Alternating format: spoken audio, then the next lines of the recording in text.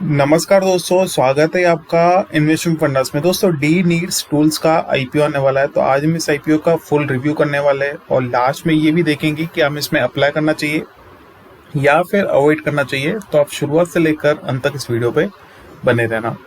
तो दोस्तों, कंपनी की बात करूं तो कंपनी 1951 में एस्टेब्लिश हुई थी, तो आज 72 ईयर्स हो गए इस कंपनी को एस्टेब्लिश हुए। और कंपनी जो है आईएसओ सर्टिफाइड कंपनी है और कंपनी का जो मेन बिजनेस है वो है सप्लाई ऑफ इंडस्ट्रियल टूल्स। तो टूल्स के अंदर दोस्तों बेसिकली कौन से टूल्स कंपनी जो है सप्लाई करती है, जैसे कि अगर हमें हम इसका इस्तेमाल जो है बेसिकली ऑटोमोबाइल इंडस्ट्री में करते हैं। उसके अलावा इसका इस्तेमाल जो है इलेक्ट्रिशियन लोग बहुत करते हैं। तो अगर आप देखोगे तो यहाँ पे स्क्रू ड्राइवर दिया हुआ है। इसके अलावा यहाँ पे जो है नट बोल्ट वगैरह भी जो है कंपनी सप्लाई करती है। तो काफ़ी जो है इनकी प्रोडक्ट रेंज काफ़ी डाइवर्सिफाइड प्रोडक्ट रेंज है और हर एक टूल का जो है कंपनी यहाँ पे सप्लाई कर रही है। अगर आप यहाँ पे देखोगे तो हैमर का जो है कंपनी यहाँ पे सप्लाई कर रही है, तो जिसको हम हथौड़ा कहते हैं। उसके अलावा यहाँ पे स्पैनर्स का जो है कंपनी यहाँ पे सप्लाई कर रही है, जिसके थ्रू आप जो है व्हील वगैरह जो है गाड़ी का उसको आप जो है ओपन कर सकते हैं। इसके अलावा स्क्रू ड्राइवर का जो है कंपनी सप्लाई कर रही है, जो हम रेगुलर यूज भी करते हैं। और इसके अलावा कटर का भी जो है कंपनी यहाँ पे सप्लाई कर रही है, जहाँ से इससे जो है जो वायर वगैरह जो है उसको आसानी से काटा जा सकता है। तो ये जितने भी टूल्स है कंपनी जो है काफ़ी सारा यूज होता है इन टूल्स का और अलग अलग यूज रहता है। आपको भी पता ही होगा कि किसका किस में यूज होता है। तो बेसिकली दोस्तों यहाँ पे जो है कंपनी का एक ये एडवांटेज है कि यहाँ पे कंपनी काफ़ी सारे प्रोडक्ट रेंज है कंपनी के पास। और दूसरा एक एडवांटेज ये है कि कंपनी काफ़ी सालों से इस बिजनेस के अंदर है। 71 ईयर्स से जो है इस कंपनी बिजनेस में है, तो उनको जो है इस इंडस्ट्री का जो है काफ़ी नॉलेज है। अभी अगर कंपनी के फाइनेंशियल्स की बात करें तो मार्च 2020 में कंपनी का जो रेवेन्यू था वो था अराउंड 73.50 करोड़। मार्च 2021 में ये घट के 62 करोड़ हो गया। मार्च 2022 के अंदर जो है अच्छा सा हमें उछाल देखने को मिल रहा है, तो 62 करोड़ से इंक्रीज होकर 80 करोड़ हो गया। और अक्टूबर के एंड तक इनका रेवेन्यू जो है अराउंड 56 करोड़ के आसपास का है। वहीं प्रॉफिट की बात करेंगे तो पहले 2 साल में इनका जो प्रॉफिट था बहुत कम था, 43 लाख और 65 लाख। लेकिन मार्च 2022 में इनका प्रॉफिट देखोगे तो अराउंड 5 करोड़ का है। और वहीं अक्टूबर में जो है इनका प्रॉफिट अराउंड 4 करोड़ के आसपास का है। तो इनका जो प्रॉफिट मार्जिन है लास्ट अगर मैं मार्च 2022 और अक्टूबर 2022 की बात करूं तो अराउंड 6-7% के आसपास का इनका प्रॉफिट मार्जिन है, जो कि पहले 1% से भी कम था। अगर आप मार्च 2020 और 21 के अंदर देखोगे तो इनका प्रॉफिट मार्जिन 1% से भी कम था। तो इन्होंने जो है अपने प्रॉफिट मार्जिन में जो है काफ़ी जो है इम्प्रूवमेंट लाया है इस कंपनी ने। उसके अलावा अगर इनका नेटवर्थ देखेंगे तो नेटवर्थ में भी काफ़ी बड़ा है इनका। 7 करोड़ से ये इंक्रीज होकर 30 करोड़ के जो है पार पहुंच गया है। वहीं इनका जो टोटल कर्जा है वो 5 करोड़ था, वो भी बढ़ के 24 करोड़ हो गया। तो नेटवर्थ भी बढ़ा है और कर्जा भी इनका सामने बढ़ा है। लेकिन कर्जा जो है एज कम्पेयर टू नेटवर्थ कम है, तो यहाँ पे कोई भी कंसर्न वाला फैक्टर हमें देखने को नहीं मिल रहा है। अभी अगर वैल्यूएशन पर्सपेक्टिव से बात करें तो एक ही कंपनी सामने निकल के आ रही है जो कि टूल सेक्टर के अंदर है, जो कि है तपारिया टूल्स लिमिटेड। और इस कंपनी का जो दोस्तों अगर हम वैल्यूएशन देखेंगे तो बहुत ही चीप है इस कंपनी का वैल्यूएशन। तो पीई रेशियो देखोगे आप 0.05 है और इनका जो ओवरऑल रिटर्न ऑन नेटवर्थ है वो 27.59 है। तो वैल्यूएशन जो है इस कंपनी का काफ़ी चीप है।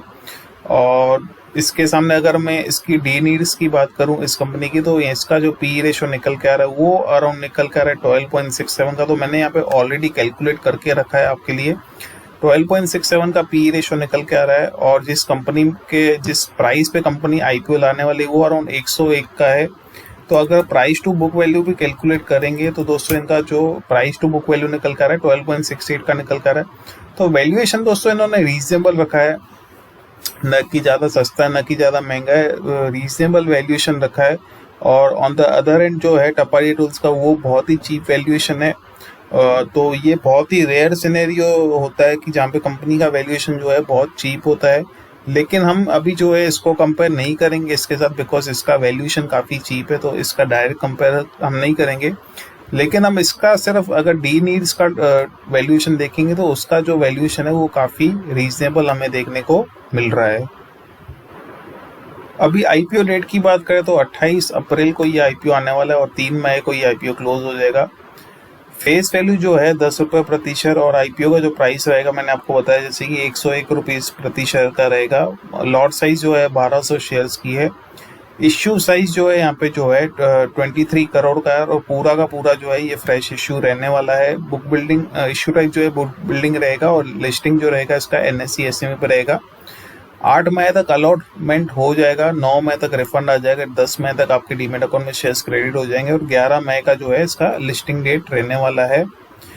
क्यूआईबी कैटेगरी में जो है 25% ऑफ द शेयर्स अलोकेट किए जाएंगे। एचएनआई कैटेगरी में around 37% of the shares allocate किए जाएंगे और रिटेल कैटेगरी में 38% ऑफ द शेयर्स अलोकेट किए जाएंगे।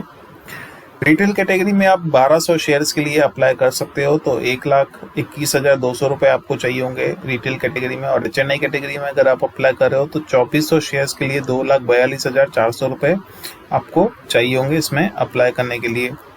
और दोस्तों अगर मैं प्रमोटर्स की यहाँ पे होल्डिंग की बात करूँ आईपीओ आने से पहले और बाद में कितनी थी प्रमोटर्स की होल्डिंग तो वो भी देख लेते हैं।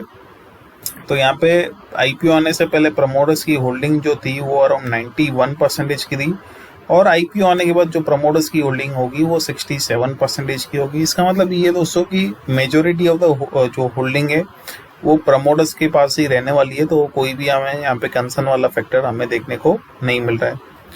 तो दोस्तों बात करते हैं कि क्या हमें इसमें आईपीओ में अप्लाई करना चाहिए कि नहीं अप्लाई करना चाहिए। तो दोस्तों 2-3 एडवांटेजेस मैंने आपको पहले ही बता दिए थे कि एक तो ये कि काफ़ी कंपनी पुरानी है, 1952 से जो है ये कंपनी एस्टैब्लिश है और दूसरा एडवांटेज ये कि इनका जो प्रोडक्ट रेंज है वो काफ़ी डाइवर्सिफिकेशन वाला प्रोडक्ट रेंज है। अभी मेन कंसर्न वाला फैक्टर पता है दोस्तों यहाँ पे काम पे आता है, ये जो प्रोडक्ट्स है ना ये आप एक बार खरीदोगे ना तो दूसरी बार आप लोगे भी नहीं, क्योंकि ये जो प्रोडक्ट्स है ये जो इंडस्ट्रियल टूल्स है ये एक बार कोई भी खरीदता है तो वो सालों साल जो है ये प्रोडक्ट चलते हैं, आपको दोबारा खरीदने की ज़रूरत नहीं पड़ती है। तो पहला डिसएडवांटेज ये है कि जो इसका जो वापस कोई खरीदने बहुत कम लोग ही जाएंगे, या जो अगर किसी को प्रोडक्ट अगर किसी का गुम हो गया उस रेंज में उसमें ही जो है ये हम खरीदने जाएंगे, अदरवाइज तो ये सालों साल ये जो प्रोडक्ट्स है ये हमारे चलते रहते हैं। तो पहला डिसएडवांटेज ये कि जिसकी वजह से कंपनी हो सकता है फ्यूचर में शायद स्केल करने में इनको जो है प्रॉब्लम आए, लेकिन इनके कंपटीटर्स मेरे ख्याल से बहुत कम है तो वहाँ पे इनको कोई प्रॉब्लम नहीं आना चाहिए। और दूसरा डिसएडवांटेज ये है कि दोस्तों यहाँ पे इनका बोरिंग्स है वो भी लगातार इंक्रीज हो रही है। प्रॉफिट मार्जिन हालांकि इन्होंने इम्प्रूवमेंट किया है लेकिन अभी आगे जाके हमें देखना पड़ेगा कि ये इनका जो प्रॉफिट मार्जिन है वो मेंटेन रहता है कि नहीं रहता है, क्योंकि ये 1% से भी कम का था इनका प्रॉफिट मार्जिन, अचानक से जो है इनका प्रॉफिट मार्जिन 6-7% के आसपास का हो गया।